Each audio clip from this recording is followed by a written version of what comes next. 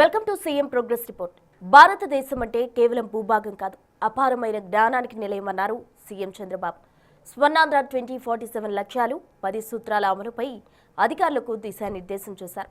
ఇక పేదలకు నాణ్యమైన వైద్య విద్యను అందించే విషయంలో రాజీ పడే ప్రశ్నే లేదని స్పష్టం చేశారు సీఎం. పీపీపీ విధానంలో హాస్పిటల్స్, మెడికల్ కాలేజీల నిర్మాణం, మౌలిక వస్తువులపై కేంద్రం నుంచి సాయం తీసుకోబోతున్నారు. 2047 నాటికి భారత్ ప్రపంచంలోనే నెంబర్ 1 ఆర్థిక వ్యవస్థగా అవతరించడానికి జనాభా వృద్ధి కారణం కాబోతుందన్నారు చంద్రబాబు.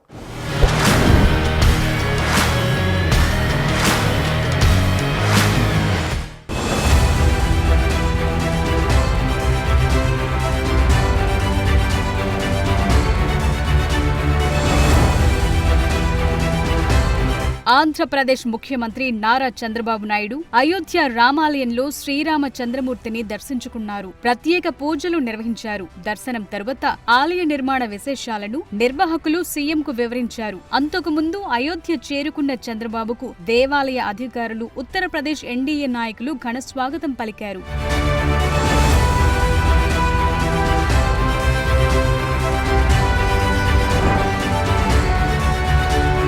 జిల్లాలు, డివిజన్లు, మండలాల పునర్విభజనపై మంత్రులు, అధికారులతో ముఖ్యమంత్రి చంద్రబాబు ఈ వారం సమీక్ష నిర్వహించారు. పునర్విభజనపై గత నెల 27న జిల్లాల ప్రాథమిక నోటిఫికేషన్ విడుదలైంది. అభ్యంతరాల గడువు ముగియటంతో వాటిని పరిశీలించి తుది నిర్ణయం తీసుకోనున్నారు. రాష్ట్ర వ్యాప్తంగా వచ్చిన మొత్తం 927 అభ్యంతరాలపై రివ్యూ చేశారు. డిసెంబర్ 31న తుది నోటిఫికేషన్ విడుదల చేయనున్నారు.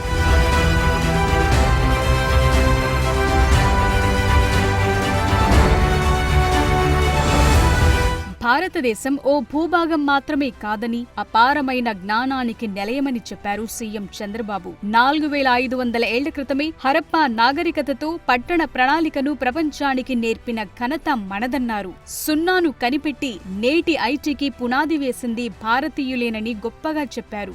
భారతీయులే మన బలమన్నారు. టెక్నాలజీని అందిపుచ్చుకుంటూ మన సంప్రదాయ విలువలను కాపాడుకుంటే 2047 నాటికి భారత్ ప్రపంచంలోనే అగ్రగామి ఆర్థిక వ్యవస్థగా అవతరించడం ఖాయమని ఆకాంక్షించారు సీఎం చంద్రబాబు. తిరుపతిలోని జాతీయ సంస్కృతి విశ్వవిద్యాలయంలో 7వ భారతీయ విజ్ఞాన సమ్మేళనాన్ని ఆర్ఎస్ఎస్ అధినేత మోహన్ భగవత్, కేంద్ర మంత్రి జితేంద్ర సింగ్ తో కలిసి సీఎం చంద్రబాబు ప్రారంభించారు. ఇండియాస్ నాలెడ్జ్ సిస్టమ్స్ అనే పుస్తకాన్ని సైతం ఆవిష్కరించారు. తల్లిదండ్రులు పిల్లలకు హాలీవుడ్ సూపర్ హీరోలను చూపించడం కంటే హనుమంతుడి బలం గురించి, అర్జునుడి యుద్ధ ప్రావీణ్యం గురించి చెప్పాలన్నారు. మహాభారత, రామాయణాలతో పాటు శ్రీకృష్ణుడి మహిమలు, శివ మహత్యం, రామరాజ్యం గురించి చెప్పాలన్నారు సీఎం. యువతకు మనం చెప్పాల్సింది ఏదో స్పైడర్ మ్యాన్, బ్యాట్మ్యాన్ ఇవి కాకుండా మన పురాణాల గురించి చెప్పాల్సిన అవసరం ఉంది. మన చరిత్ర, మన పురాణాల గురించి చెప్పాల్సిన అవసరం ఉంది. హాలీవుడ్ సూపర్ హీరోల కంటే మన పురాణంలో ఉండే పురుషులు గొప్పవాడని మన పిల్లలకు చెప్పాల్సిన బాధ్యత మన పైన ఉంది. సూపర్ మ్యాన్, స్పైడర్ మ్యాన్ కంటే మన హనుమంతుడు బలవంతుడని చెప్పాల్సిన బాధ్యత మన పైన ఉంది. బ్యాట్మ్యాన్, ఐరన్ మ్యాన్ కంటే మన అర్జునుడు గొప్ప యోధుడని వివరించవలసిన బాధ్యత మన పైన ఉంది. మన కృష్ణుని మహిమల గురించి, మన శివుడి మహత్యం గురించి యువతకు చెప్పాలి. రాముడికి మించిన పురుషోత్తముడు లోకంలో లేడని రామరాజ్యాన్ని గురించి కూడా మనం చెప్పాల్సిన అవసరం ఉంది. అవతార్ సినిమా కంటే మన మహాభారత, రామాయణ గాథలు గొప్పవని మన పిల్లలకు మనం చెప్పాల్సిన బాధ్యత ఉంది. ప్రపంచవ్యాప్తంగా జనాభా తగ్గుతోందని చైనా, జపాన్, జర్మనీ, అమెరికా లాంటి దేశాల్లో జనాభా వేగంగా క్షీణిస్తోందని తెలిపారు CM.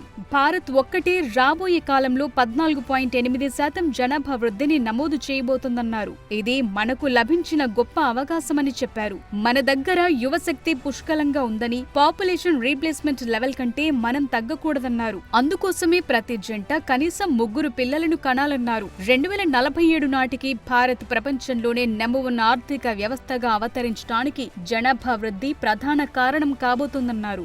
This time our countries are going to have population either decrease or increase. USA plus 9.8. China is going to decrease 11%. And also Germany, same thing, declining. India is only the country which is going to add 14.8% during this time. We are very, very fortunate. And also Japan, 14.6, UK declining. Like this, if you can go through all these countries, there is a big problem of aging and also declining population. In this regard, as on today, if you see, from India, around 4 to 5 crore people are outside India. If you go to any country today, highest per capita income are earning by Indians. Any posh locality, even in America, if you see America, average income of America $55,000 to $60,000, whereas Indians $130,000, more than double. You go to any other, even Australia, any other country, same scenario is happening. As Mohanji Bhagwatji has rightly mentioned always, every couple should have 3 children. తిరుపతిలో జిల్లా police నూతన కార్యాలయాన్ని CM Chandrababu Naidu ఈ వారం ప్రారంభించారు. కార్యాలయం ప్రారంభోత్సవాన్ని పురస్కరించుకుని వెస్టర్స్ పుస్తకంలో తన అభిప్రాయాలను రాశారు.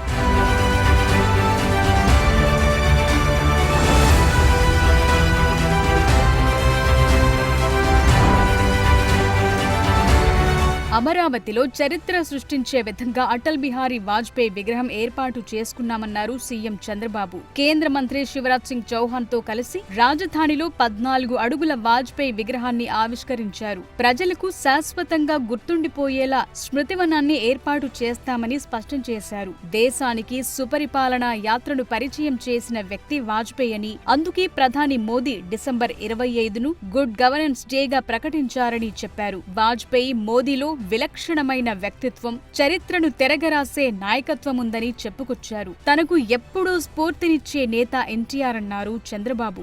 దేశంలో యాంటీ కాంగ్రెస్ కోసం పనిచేసిన వారిలో వాజ్పేయి తరువాత ఎన్టీఆర్ మాత్రమేనని తెలిపారు. ఎన్టీఆర్ ప్రభుత్వాన్ని నాడు కుట్రతో కూలిస్తే అండగా నిలబడిన వ్యక్తులు వాజ్పేయి, అద్వానీ మాత్రమేనని గుర్తు చేసుకున్నారు. ఈ రోజు ఒక చరిత్ర, ఒక యుగ పురుషుడు పుట్టిన రోజు, శత జయంతి ఉత్సవాలు జరుపుకుంటున్నాం. అది కూడా ఎక్కడ జరుపుకుంటున్నామంటే దేవతల రాజధాని అమరావతి అయితే ప్రజా రాజధాని ఈ అమరావతిలో జరుపుకుంటున్నాం. అయితే మనందరం గుర్తుపెట్టుకోవాల్సింది, వాజ్పేయి విగ్రహం పెట్టుకోవడమే కాకుండా విగ్రహంతో పాటు ఆయన చరిత్రని, ఆయన చేసిన పనుల్ని శాశ్వతంగా ప్రజలకు గుర్తుండే విధంగా ఈ స్మృతి వనం ఏర్పాటు చేస్తామని మరొక్కసారి మీ అందరికీ విజ్ఞప్తి చేస్తున్నా. దేశానికి సుపరిపాలన పరిచయం చేసిన నాయకుడు వాజ్పేయి గారు. నేను చాలామంది నాయకులను చూశాను, కానీ ఆ రోజు వాజ్పేయి గారు, తర్వాత ఈరోజు మోడీ గారు, విశిక్షణమైనటువంటి లక్షణాలు ఉండే నాయకత్వం, చరిత్ర తిరగరాసే నాయకత్వం. అదే సందర్భంలో నాకు ఎప్పుడూ స్ఫూర్తినిచ్చే నేత ఎన్టీ రామారావు గారు కూడా. ఆ విషయం మనం గుర్తుపెట్టుకోవాల్సిన అవసరం ఉంది. పనిలో పనిగా వ్యవసాయం, అనుబంధ రంగాల సమగ్ర అభివృద్ధి, రైతుల ఆదాయాన్ని పెంచే చర్యలకు మరింత సహకరించాలని కేంద్ర వ్యవసాయ శాఖ మంత్రి శివరాజ్ సింగ్ చౌహాన్ కు సీఎం చంద్రబాబు నాయుడు విజ్ఞప్తి చేశారు. కొబ్బరి park, aqua lab, mango boat సహా ఏపీలో అగ్రికల్చర్ యూనివర్సిటీని ఏర్పాటు చేయాలని కోరారు. విభజన చట్టం 2014 షెడ్యూల్ 13లో పేర్కొన్నట్టుగా రాష్ట్రంలో కేంద్ర వ్యవసాయ విశ్వవిద్యాలయం ఏర్పాటు చేయాలని కోరారు. 2585 కోట్ల అంచనాలతో డిపిఆర్ ను వ్యవసాయ పరిశోధన, విద్యా విభాగానికి సమర్పించినట్లు చెప్పారు. అమరావతి పర్యటనలో భాగంగా సీఎం క్యాంపు కార్యాలయానికి వచ్చిన కేంద్ర మంత్రి శివరాజ్ సింగ్ చౌహాన్ కు చంద్రబాబు వినతి పత్రం అందించారు.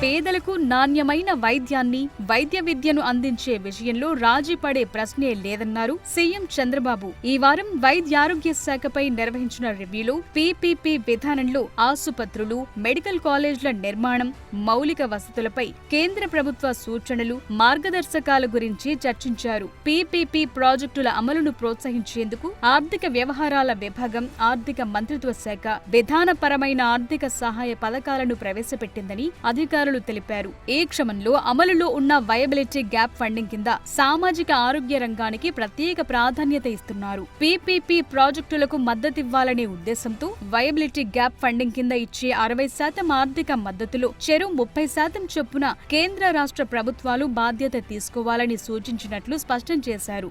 ఆరోగ్య మౌలిక వసతుల అభివృద్ధికి కేంద్రం పీపీపీ విధానాన్ని ప్రోత్సహిస్తోందని వివరించారు. దీని ద్వారా మెడికల్ కాలేజ్లు, ఆసుపత్రుల వంటి కీలక ఆరోగ్య మౌలిక వసతుల అభివృద్ధి వేగవంతం కావటమే కాకుండా ప్రజలకు నాణ్యమైన వైద్య సేవలు అందుబాటులోకి వస్తాయని కేంద్రం అభిప్రాయపడింది.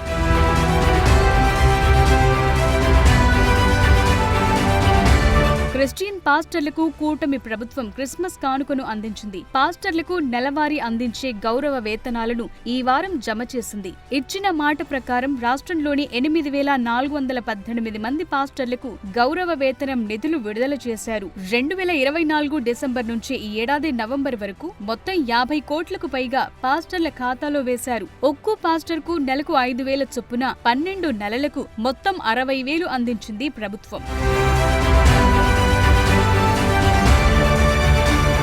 స్వర్ణాంధ్ర 2047 లక్ష్యాలు, 10 సూత్రాల అమలుపై సీఎం చంద్రబాబు నాయుడు ఈ వారం రివ్యూ నిర్వహించారు. ప్రభుత్వ శాఖల మధ్య మెరుగైన సమన్వయం, తక్కువ వ్యయంతో ఇంధనం ఉత్పత్తి, విద్యుత్, రవాణా, నీటి భద్రత అందించడమే లక్ష్యంగా ప్రణాళికలు రూపొందించనున్నారు. జీరో పావర్టీ, మానవ వనరుల అభివృద్ధి, ఉద్యోగాల కల్పన, టెక్నాలజీ మేళవింపు అంశాల ఆధారంగా వివిధ లక్ష్యాలను నిర్దేశించుకున్నారు. సుస్థిరాభివృద్ధితో పాటు స్వర్ణాంధ్ర లక్ష్యాలను సాధించేందుకు నిర్దేశించుకోవాల్సిన అంశాలపై చర్చించారు.